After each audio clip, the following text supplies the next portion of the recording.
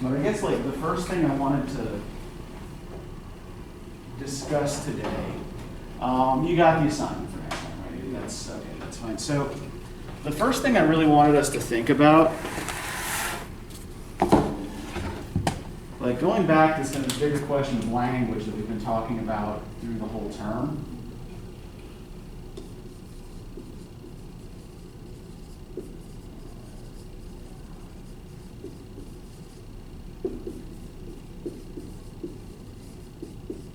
Just take a minute and think about how many languages you speak. Okay. 2? Which ones? Spanish and English. Okay. Spanish and English. Now, do you speak the same Spanish when you're, say, with your friends that you do when you're with your parents? Yeah. More or less? Yeah. Okay, there's not much difference there. Mm-hmm. And if you were having a conversation with another Spanish speaker from another part of the world, say, somebody who is from Spain or who is from Cuba. I wouldn't understand half of the words they say. Yeah, there would be some regional differences there, right? So where is, you might have mentioned this before, where is your family from? Guatemala. Okay, so your family's from Guatemala, right, okay.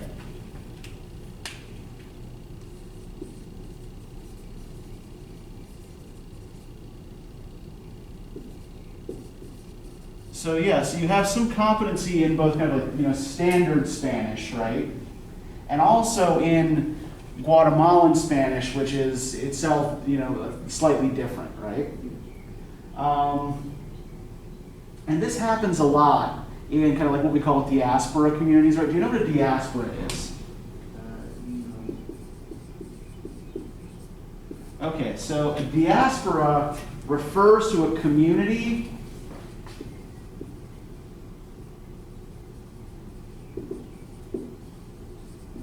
that has spread out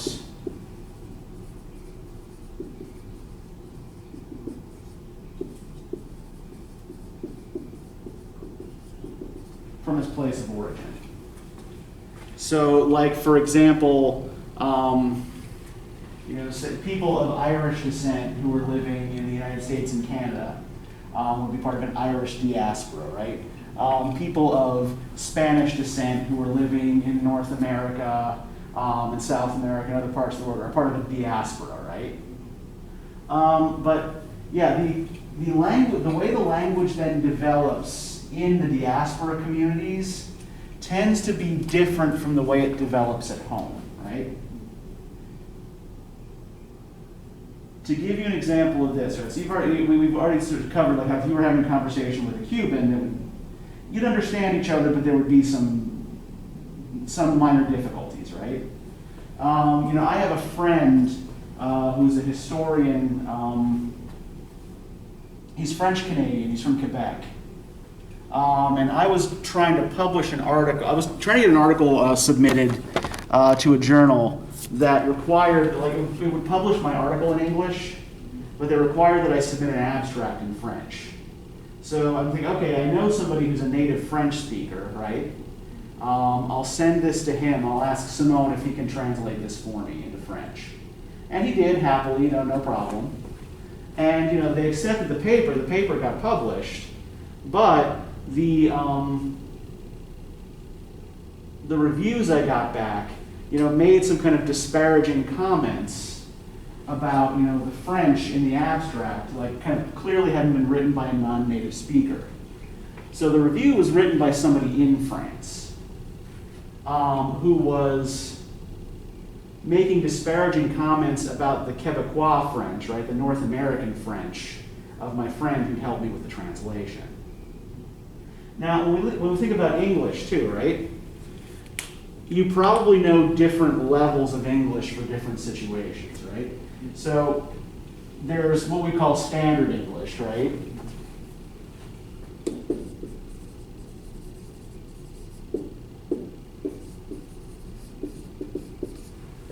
And what situations do you tend to use standard English, like what we call standard English, right? Where would you use this? Mostly in public. Yeah, public situations, right? So, for example, right, something like school, right? This classroom, right? If you were interviewing for a job, you would probably use standard English, right?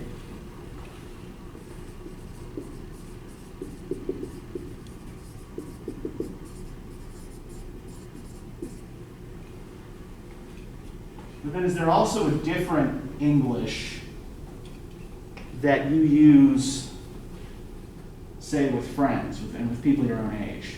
Yeah. Yeah, so there's also, there are Englishes that are based on social class or situation, right, which we often think of as being informal languages, but which still have their own rules that everybody kind of agrees on, right? Because in order for a language to work, everybody who speaks that language has to understand what other speakers of the language mean, right? That's the basic component here. So, for example, I speak really only one overarching language, right? I am ashamed to admit, despite, years of German classes, despite, trying hard to learn French when I was in grad school, I am basically a monoglot English speaker, right? I just speak English.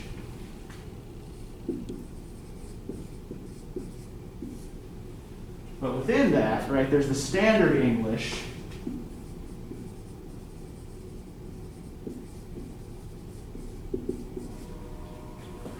that I use in the workplace, right? That I use in this classroom, that I use in articles that I write for publication or for conferences, right? That sort of thing, right?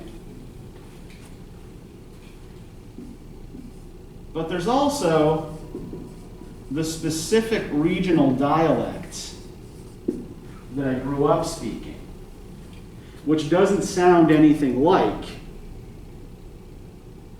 the English that I'm speaking to you now, right? So, if I were to give you a sandwich, I'm not going to, I don't have the ingredients, right? But if I were to give you a sandwich that's on a long roll with meat, cheese, lettuce and tomato, and probably some kind of dressing, mustard and mayo or whatever, right? What would you call that sandwich?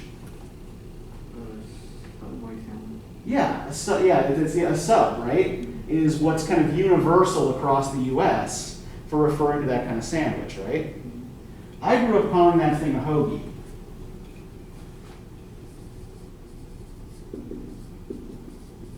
This seems to be kind of specific to Eastern Pennsylvania. I don't think anybody's really quite sure where it comes from, right? But the sandwich that everybody else calls a sub, we call a hoagie for some reason. There's an expression that's fairly common, particularly in working class speakers in Northeast Pennsylvania. You'll say something like, well, I'll make an observation about the weather, right? And I'll say, wow, it's really gloomy outside today, hang or no? Now, what part of that did you not understand? Pretty gloomy. Okay, well, we can both agree, we look outside and it's gloomy, right? But when I say hey or no, right, that I'm guessing that's probably something you've never heard before, right? I'm not going to write it on the board because I have no idea how to spell it. Like a lot of things that occur in regional dialect, you rarely see it written out. But hey or no is a kind of generalized expression in Northeast Pennsylvania that it basically means like, do you agree with me, right? And in fact, I think there's probably some trace of that in the fact that, I've just noticed that I do this. I'm always ending sentences with right question mark. I think that tendency probably comes from the ain't or no thing that people say where I come from. But the reason I point this out, right, is this is an example of an expression that's meaningful to certain people in a certain part of the country who are speaking English or a dialect of English, but outside of that circle, right, no one has any freaking clue what that means. Now, we also tend to speak professional languages or jargon, right? Now, this is different from even sort of like our standard, classroom English, right? Your major is exercise science, right? Yeah. So there are certain terms that you have to use or that you have to learn that are specific to your field of study, right? Can you think of anything like that off the top of your head? It's like neurons. Okay. Okay, yeah, like things like thinking about like our motor neurons, things like that, right? So yeah, so a lot of what your professional jargon sounds like, right? Correct me if I'm wrong, right? A lot of the stuff that's taken from biology and from physics, right? Like stuff about how bodies move and things like that. The idea being is that people who are versed in this jargon, right? People who have proficiency in exercise science understand all of this stuff when they read it in a book, when they read it in a paper, right? But that closed community, right, has their own way of speaking. Just as, English scholars of English literature, right, have a particular language, a particular code that we use when we are speaking or writing to each other, right? So we tend to adjust the language that we use based on the audience that we're in, the audience we're addressing, right? So have you ever heard of the term code switching before? No. Okay, so code switching is pretty much doing exactly what I just described. When you are code switching, what you are doing is moving between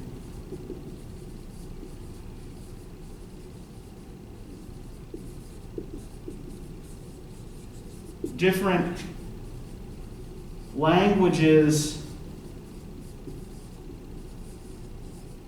or dialects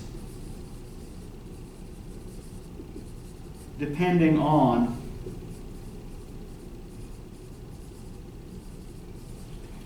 your audience. And everybody does this to some extent, right? Everybody code switches to some extent.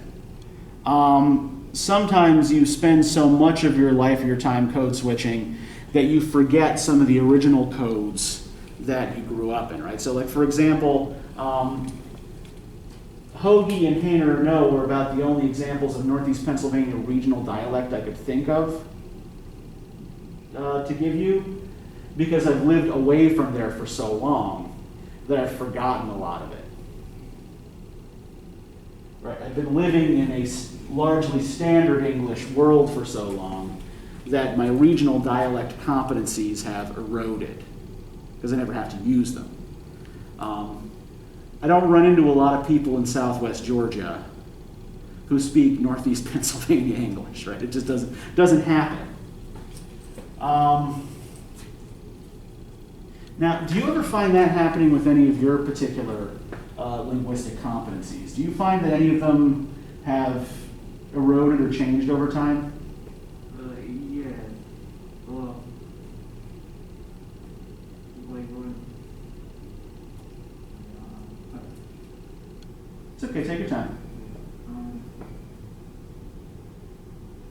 Can you repeat the question? Sure. Like, do you feel like over time you've kind of like maybe lost any competency or proficiency in any of the different kind of like different codes or languages that you speak? Yeah, like, well, when I grew up, Spanish, it wasn't like the strongest language my dad learned, so like, growing up, it was like kind of difficult for me to speak with other people who speak Spanish decently. Right. Okay. So there are environmental factors that affected your ability to develop certain language skills. Yeah, and as growing up, I was learning a little bit more, with other. And my dad was learning as well. Okay, so you were learning together. You were learning alongside each other. Okay. And that's an experience that Anglos like me typically don't have, right?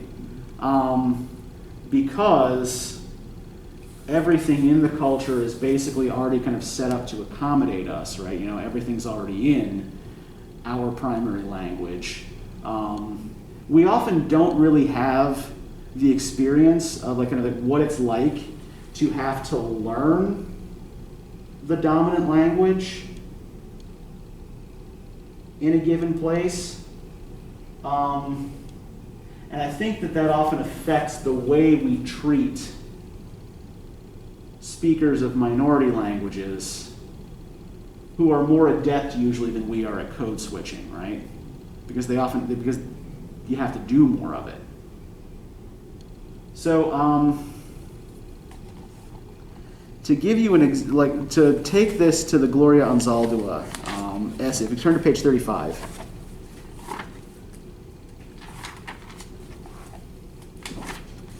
So, Anzaldua is writing from a very specific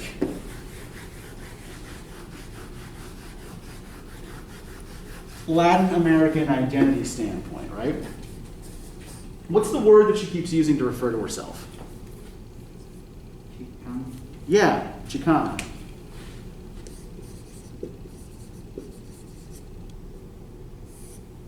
So, are you familiar with this term? You know, do you know what Chicano is? Before reading this, no. Okay, so this was new to you. Yeah. Okay, so what were you able to infer from the reading? What she means by this? Texans, Spanish people who are from Texas or Arizona. Yeah, it's a specific Mexican-American identity, right?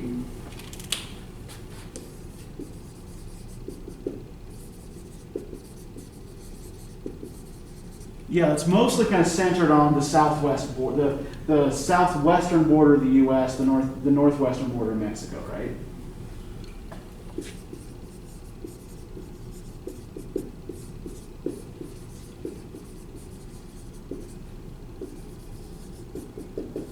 So I think that's one thing that's important to understand, at least about the way she's using this term, is that she's using it to refer to people who live close to the border on either side, right? That it kind of, transcends that artificial border between countries, right? And the word itself, it's debated where the word comes from, but the most convincing argument I've seen is that it's an abbreviation of Mexicano. They just took the first syllable off. And prior to the 1960s, it was usually used as a slur, right? It was something you didn't want to be called. It was an insult that people used to direct at working class people of Mexican descent, right? Particularly people who weren't assimilating into white American culture particularly easily, right? Now, by the time Anzaldua is writing in the 1980s, and really kind of like as she's growing up, people within this cultural group have adapted this as a separate identity, right? As something that's separate from being Latino or being Hispanic. Right, so Hispanic is basically a term that has been invented by North American governments to describe anybody who comes from a Spanish-speaking country, right? And the name is derived from the Latin name for Spain. So Hispanic is a word with a European-centric perspective, even though most Spanish speakers in North America aren't of direct European descent, right? They didn't come here from Spain by and large. They come here from Central America and South America. And Latino and Latina is a slightly more specific identity then, right? That refers to essentially anyone from Latin America, right? Anybody from Central America, South America. Though strangely, the term encompasses seemingly everybody but Brazilians. It's not used to talk about Brazilians. So she is carving out Chicana as a separate identity from either of these, right? That this is, something that's different. It's defined in large part by the fact that it exists between these two places, right? So Anzaldua's big idea is this notion of what she calls borderlands.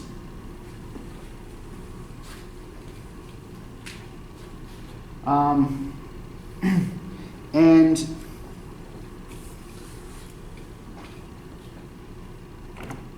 okay, just had to quickly check something, sorry. So, where was it? Borderlands, right? So, borderlands are what literary scholars and anthropologists call liminal places.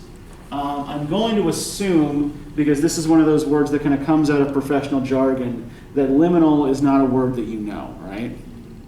Okay, I couldn't remember if I'd used this with this class or not. I teach a lot of the same kind of stuff in different classes, so I'm always trying did I do this with you guys? And I guess, yeah, in this case I did. Okay, so, liminal.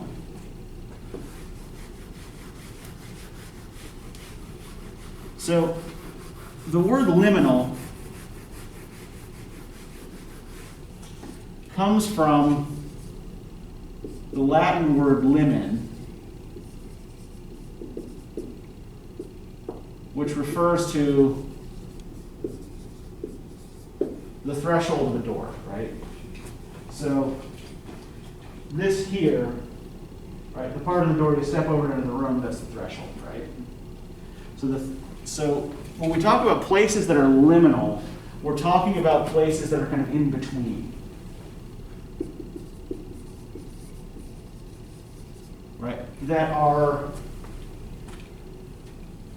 both A and B, but are also not A and B, right?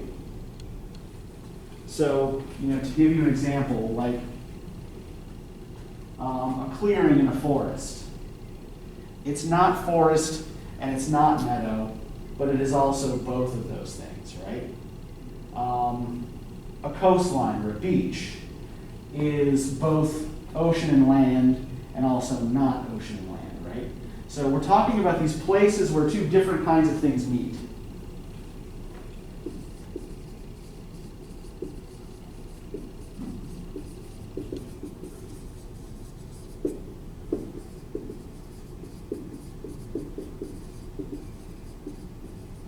And these kinds of spots tend to be important in folklore and in mythology and often in literature because these are kinds of places where different worlds melt into each other, or different worlds cross over into each other, right?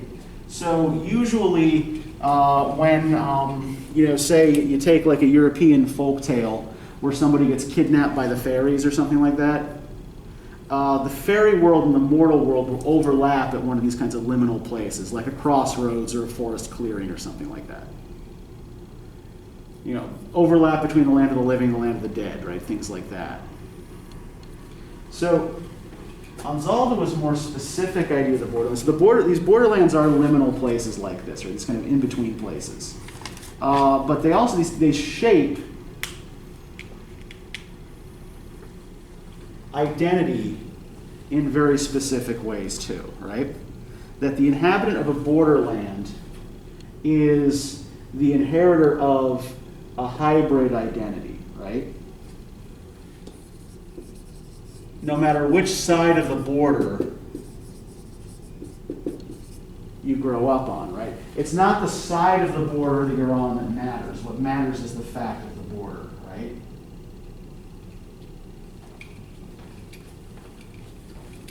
And that the people who grow up on a borderland are thus kind of,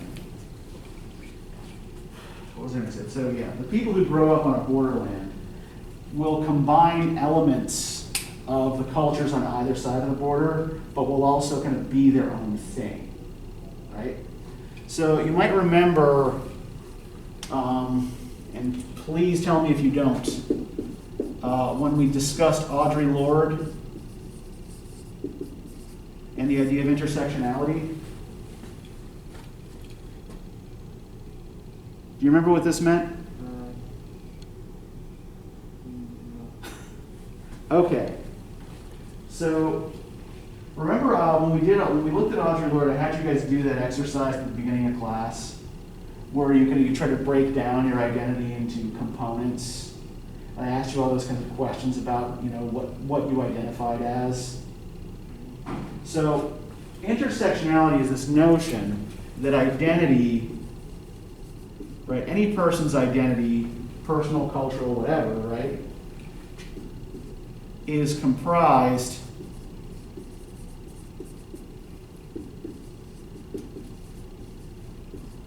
of the intersections between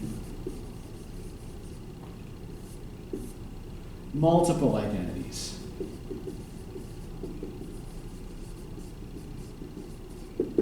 Right, so things like racial identity, right, socioeconomic class,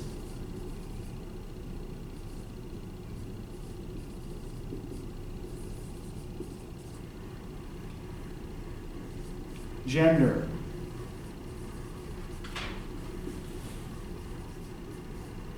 right, nation, culture, age, profession, right? All these different factors, right? And this is just a few of them, work together in forming one's identity, right?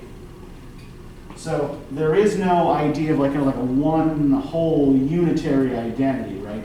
Everybody's identity is made up of parts.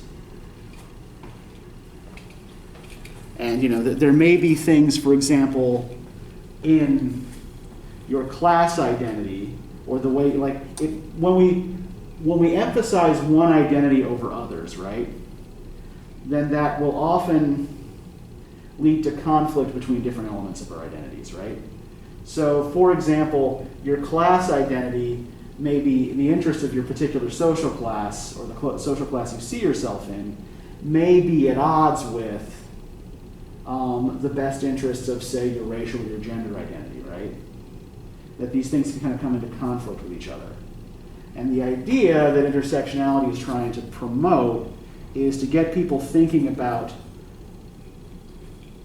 how all of these things work together rather than separating them out into different categories, right? Does this make sense? Are you following me? Okay. So let's look at how Anzaldua juggles all of this in the essay. Now, were there any parts of the essay that particularly either interested you or confused you? Let's start with any questions you have about this. Well, I want to question out like something interesting. Yeah, go for it. The way she talks about learning to speak in her dialect. Uh-huh. I think from Texas. I think She's from Texas. Yeah. I think she was trying to learn the dialect from Texas. 'Cause I don't think she said that she didn't really knew much of it. Okay. She was just learning the dialect. Uh-huh. Now, actually, one question I do want to ask you quickly,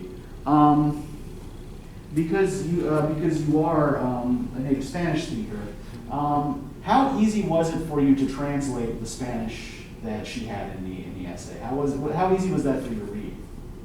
Some I understood, but most of them were like I never heard or seen them in my life. Okay, so yes, so she's definitely writing in a different dialect than you're used to. Mm-hmm. Okay. So can you point us to a particular passage or a particular quote that so I get some sense of what you're looking at here. Like the one that I don't know. No, I mean what you were talking about before, like where she's learning the language. Yeah.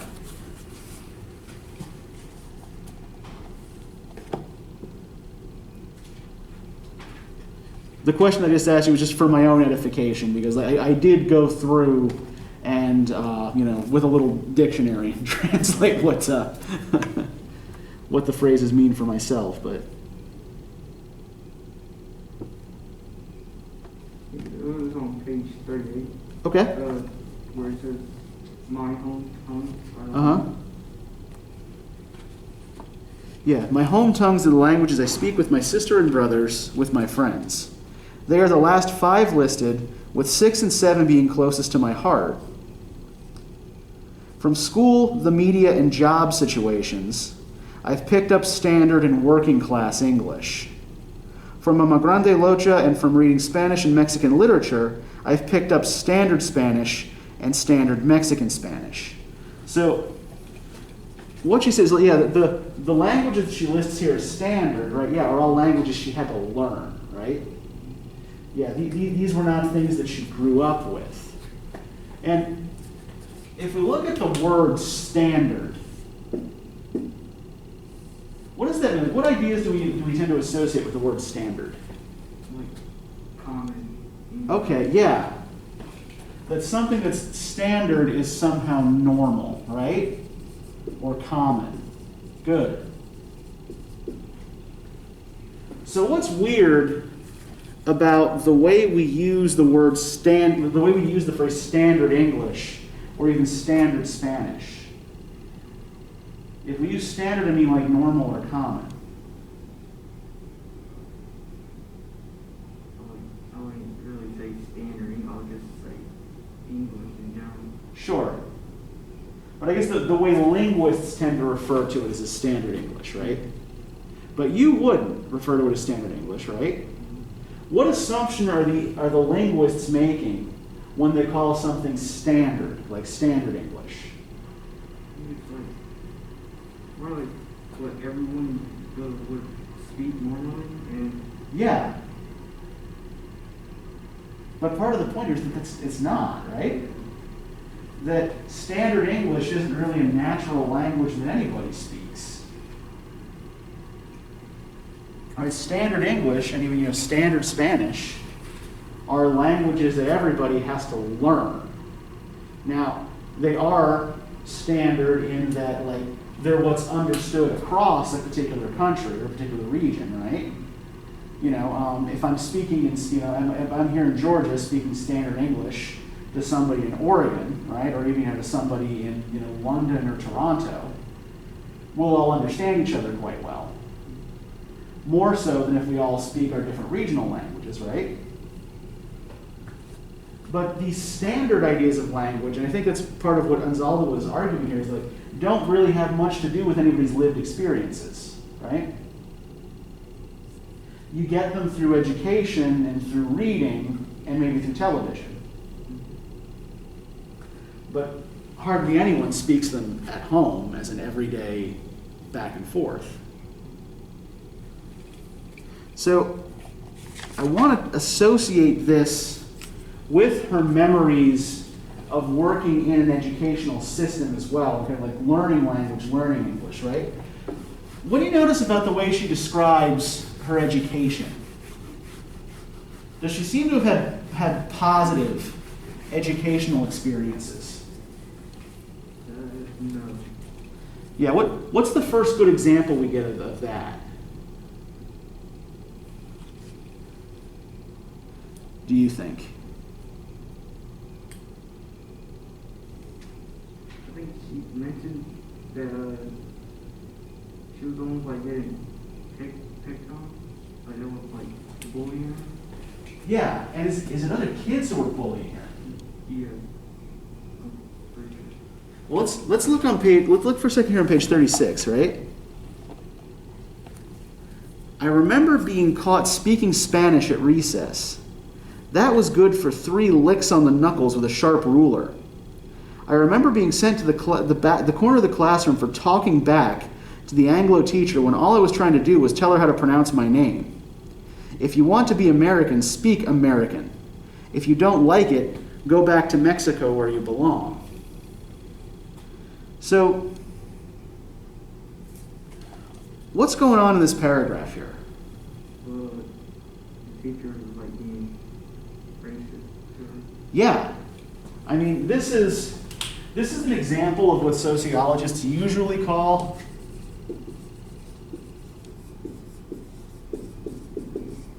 a microaggression, right? Is this a term you've ever heard before?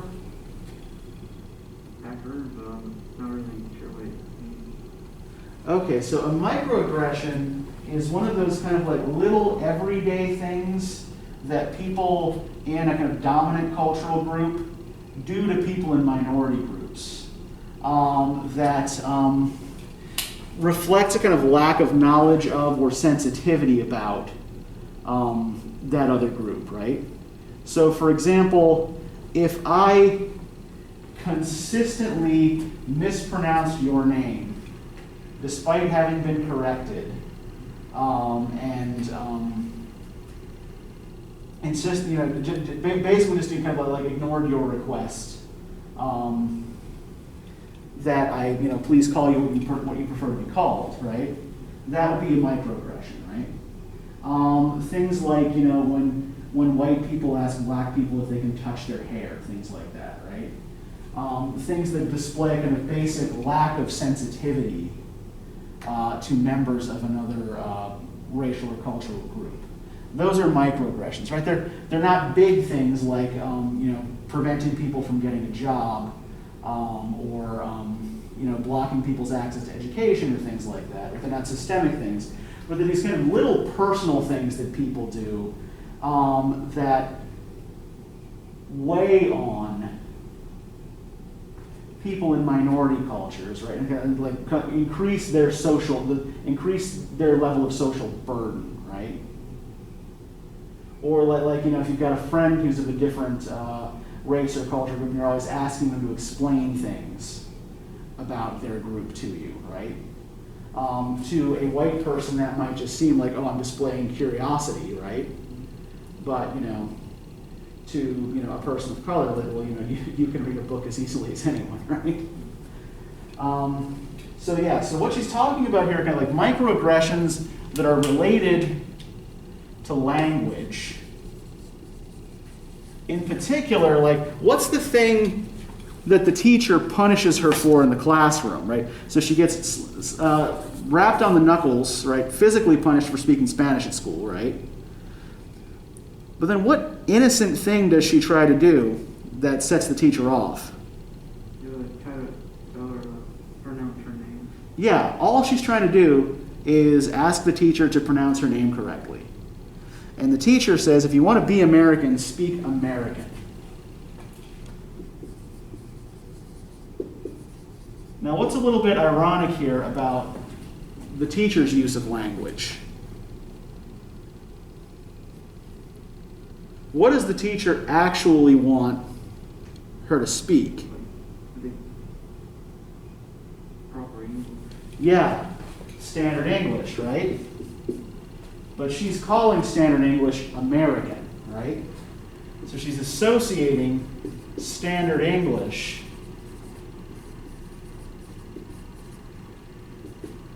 with an assimilated American identity.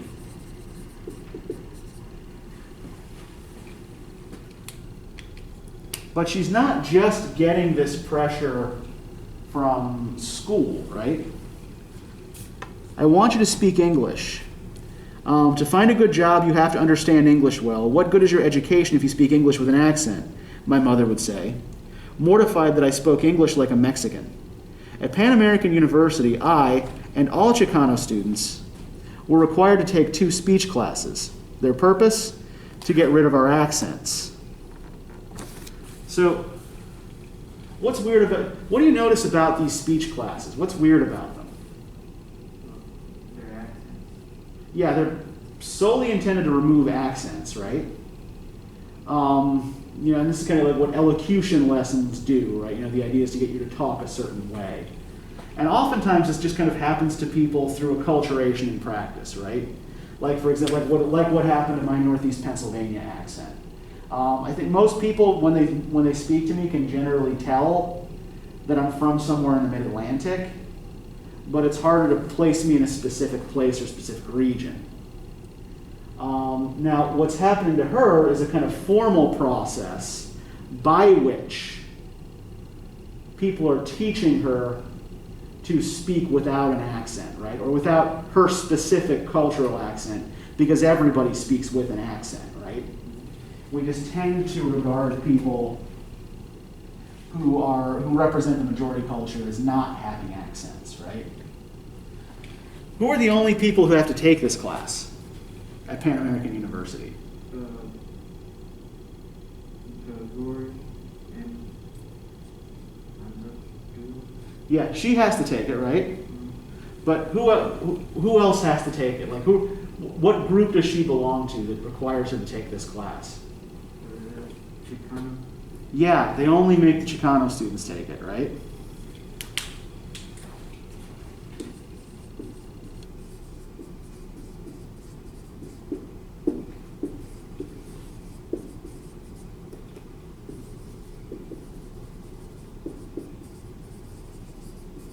They are the only students at this university who are expected to shed their accents by the time they're out, right? And this is in Texas, right? So Texas, white people in Texas have a fairly specific accent too, right? But white students aren't having to take these speech classes to make them talk standard English. Only the Chicano students are. Now, we can also, I think, take this to her experiences as a teacher. Right, if we look on page 41,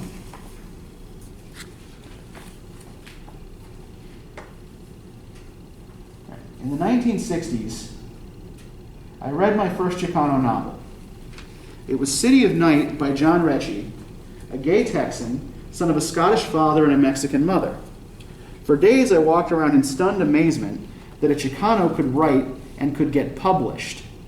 When I read I Am Joaquin, I was surprised to see a bilingual book by a Chicano in print.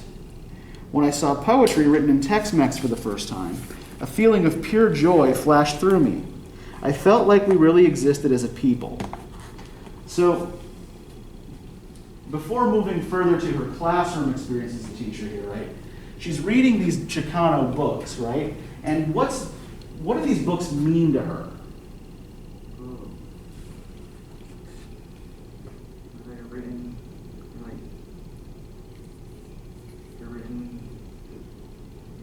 Tex-Mex.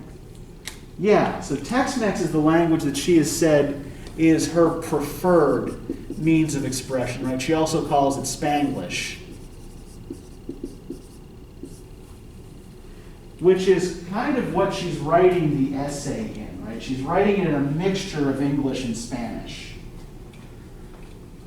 So yeah, so Tex-Mex is a dialect that combines those two, right?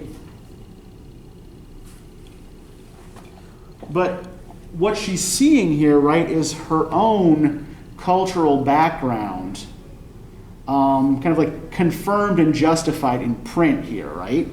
Okay, like we exist as a separate culture and a separate people because books are being published in our particular languages, right?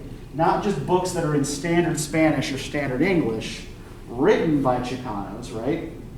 But books that are written in specifically Chicano languages, right? Published by major publishing houses, right? So this is, kind of the official stamp of cultural acceptance, right? Congratulations, your people have a literature. But then what happens when she tries to teach it to her students, if we keep going here? Can you start reading from in 1971?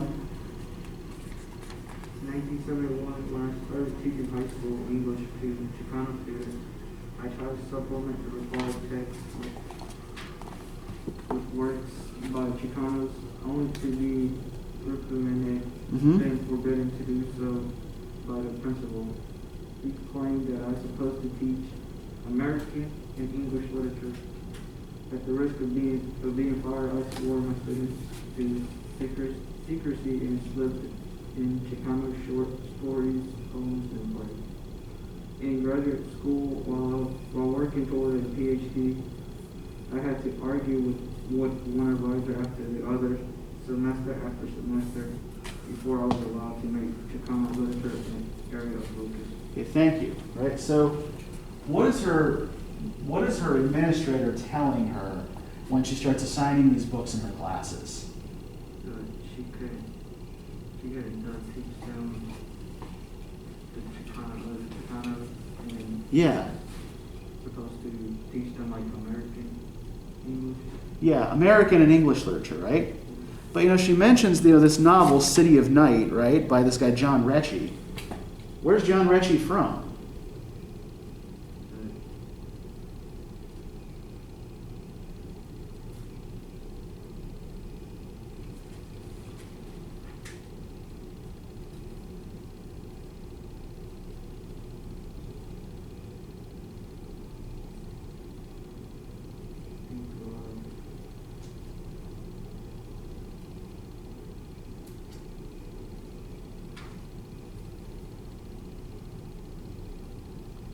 In the 1960s, I read my first Chicano novel, City of Night by John Rechy, a gay Texan, son of a Scottish father and a Mexican mother.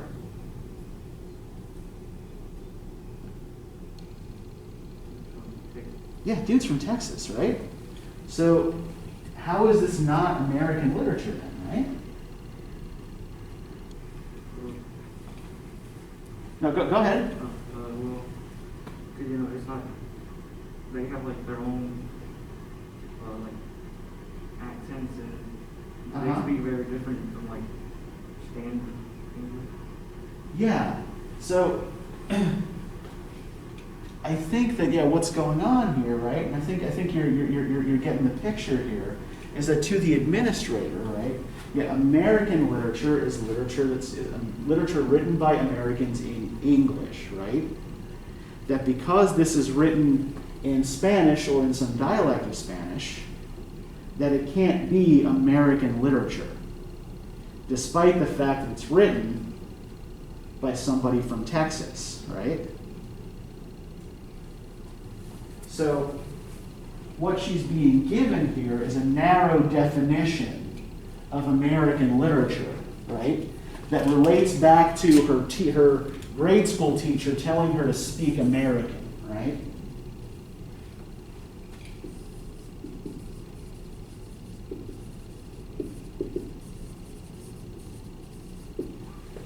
I think we can also relate this back to Audre Lorde, right? When Lorde was telling these other female academics, right? Well, why do you not teach works by women writers or by black writers or by lesbian writers, right? And their fear was that the administrators who ran the departments would punish them for it, right? So there's this notion that we have in both essays of school administrators, right? The people who decide who learns what.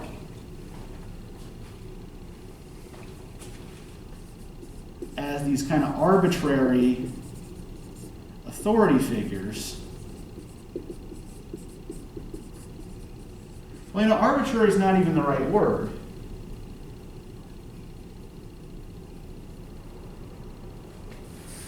Because they do have a particular agenda, right? They're not just, deciding on a whim that they don't want her teaching Chicano literature. I think probably a better way of thinking of it as culturally narrow, right? That their job is not so much to broaden students' horizons as to keep them very narrow, right? And to get students like Anzaldua and her, the Chicano students that she's teaching as a young woman, to assimilate rather than to maintain a separate cultural identity, right? To think of themselves kind of like not as Chicanos, but to think of themselves as Americans first, whatever that means, right? So,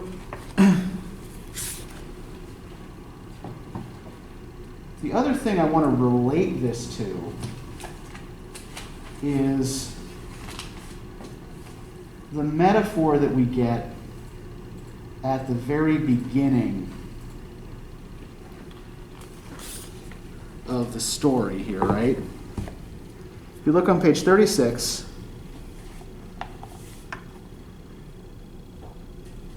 can you read for us from the beginning here? We're going to have to control your tongue.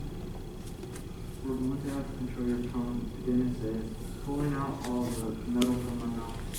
Silver bits pop and tinkle into the back basin. Mm-hmm.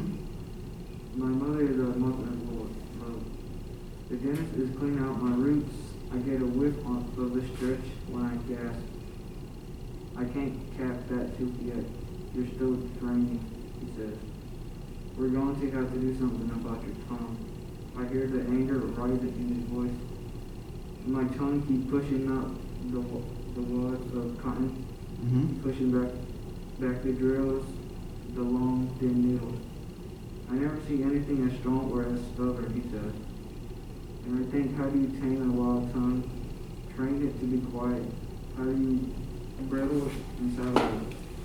How do you make it fly along? Okay, thanks. So let's sort of break this down here. What is the situation she's describing here?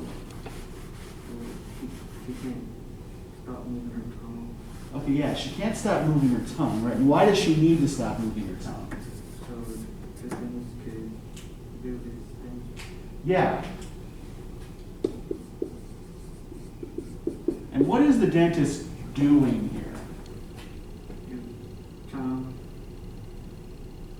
Clean out her roots. Yeah, he's cleaning out her roots.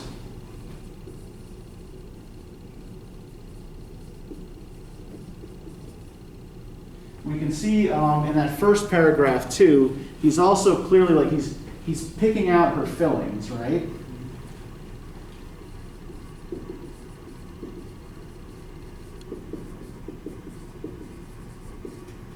And it looks like what he's ultimately going to be doing is capping her teeth, right? That's why he's doing all of this other stuff.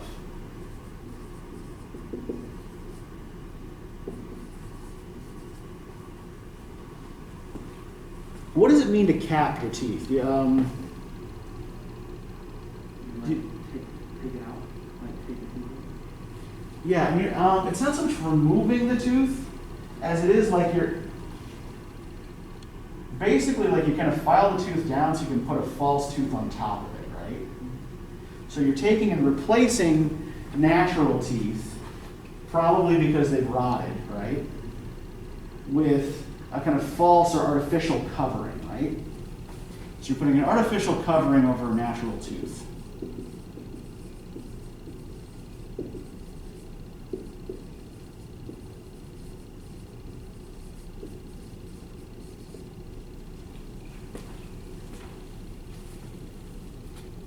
And in order to do that, he's also got to pick the fillings out of her teeth, right? Which she refers to as silver bit, like metal and as silver bits, right? Almost like he's pulling treasure out of her mouth, but he's not going to put it back in, right? And then he's getting upset because her tongue won't stop moving, right? We're going to have to do something about your tongue. I hear the anger rising in his voice. So, what's the tongue a metaphor for here?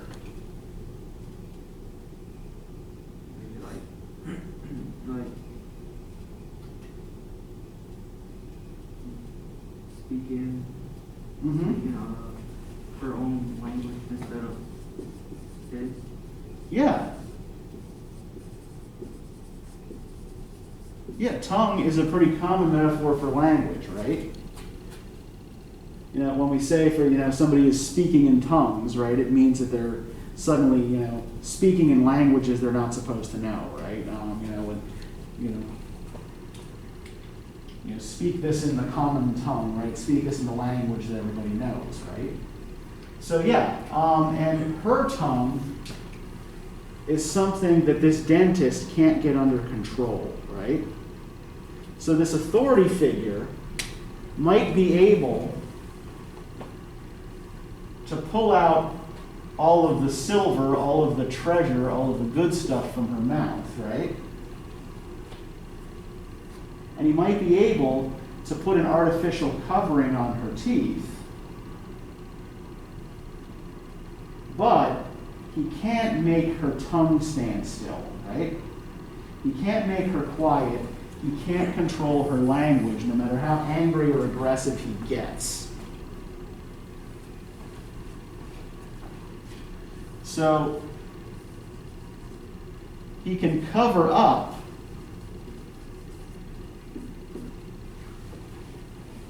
he can do things like, say, just get rid of her accent through speech lessons, or by making her ashamed of speaking Tex-Mex in public or things like that, right? But he can't completely remove or destroy her particular linguistic and cultural identity, which are really closely tied together, right?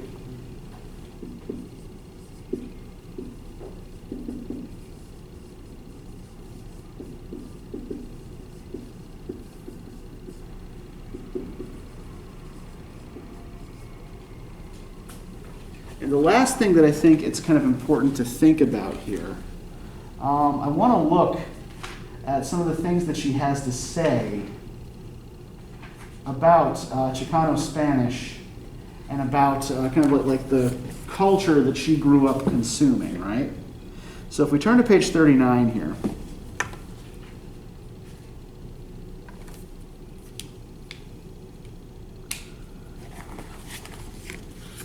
she talks about the various things that, like certain differences between Standard Spanish and Chicano Spanish. And then she says, we tend to use words that the Spaniards brought over from medieval Spain. The majority of the Spanish colonizers in Mexico and the Southwest came from Extremadura. Hernan Cortez was one of them, and Andalusia. Andalusians pronounce double L like a Y, and their Ds tend to be absorbed by adjacent vowels. Torado becomes Torayo, and so on and so forth, right? So what point is she trying to make about Chicano Spanish by pointing this out? They get it from different places. Yeah, that it comes from a specific, its origins are in a specific region of Spain, right? And in the Middle Ages in that region, right? So what that means is, like she said, like this is something that is not like historically new, right? This is something that has a history, that has a long history, that in fact preserves some older traditions than Standard Spanish does. So it's, you can't claim that this language is simply a corruption of Spanish or whatever, right? Because it actually dates back to something older than modern Spanish. And then when she talks about the culture that she grew up consuming here, right? So page 42. Even before I read books by Chicanos or Mexicans, it was the Mexican movies I saw at the drive-in, the Thursday night special of $1 a carload, that gave me a sense of belonging. Vamonos a las vistas, my mother would call out, and we'd all, grandmother, brothers, sister, and cousins, squeeze into the car. We'd wolf down cheese and bologna white bread sandwiches while watching Pedro Infante in melodramatic tearjerkers like Nosotros los Pobres, the first real Mexican movie that was not an imitation of European movies. I remember seeing Cuando los hijos se van and surmising that all Mexican movies played up the love a mother has for her children and what ungrateful sons and daughters suffer when they're not devoted to their mothers. I remember the singing type westerns of Jorge Negrete and Miguel Aceves Mejia. When watching Mexican movies, I felt a sense of homecoming as well as alienation. People who were to amount to something didn't go to Mexican movies, or bias or tune their radios to bolero, rancherito, or corrido music. So, how strictly, quote-unquote, Mexican is her experience watching these movies? Well, she said she enjoyed it. Yeah. Yeah. They're fun, right? And, she's sitting there with her family, and what are they eating? Sandwich. Yeah, cheese and bologna on white bread, right? Is there a more standard American sandwich, right, than cheese and bologna on white bread? And the kinds of movies they're watching too, they're watching these Mexican melodramas, but also westerns, right? So we have these ideas, these genres that are common on both sides of the border, right? These ideas that are shared across both sides of the border. And then when she talks about music in the next paragraph, right, she talks about growing up listening to conjuntos, 3 or 4 piece bands made up of folk musicians playing guitar, bajo sexto, drums, and button accordion, which Chicanos had borrowed from the German immigrants who had come to Central Texas and Mexico to farm and build breweries. So there's a reminder here, right, that Mexican culture is a hybrid too. Not just of Spanish and Native American cultures, but also of other European cultures, right? There were large numbers of Germans who emigrated to Mexico. I remember as a kid, in my social studies class, learning that the first president of independent Chile was a guy named Bernardo Higgins, right? And it was weird to me that the president of a Spanish-speaking country would have an Irish name, right? But what I didn't understand as a child, right, is that the fact that the official language of the country was Spanish didn't mean that everybody who lived there was of Spanish origin, right? But that's one of the things she's trying to point out here, is that, hybridity is part of all this, right? But there's a particular kind of hybridity. She says that a lot of Chicanos and Chicanos in particular seem to deny, right?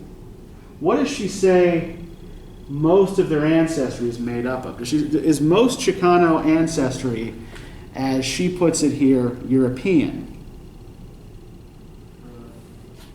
If we look on page 44.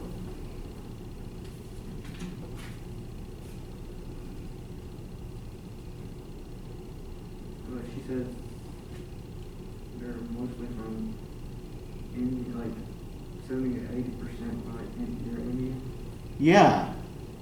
She said that most of our descent, as Chicanos, right, is American Indian, not European at all. But because Native American culture is not the dominant culture in North America, a European-based culture is, they tend to sweep that part of the identity under the rug, right?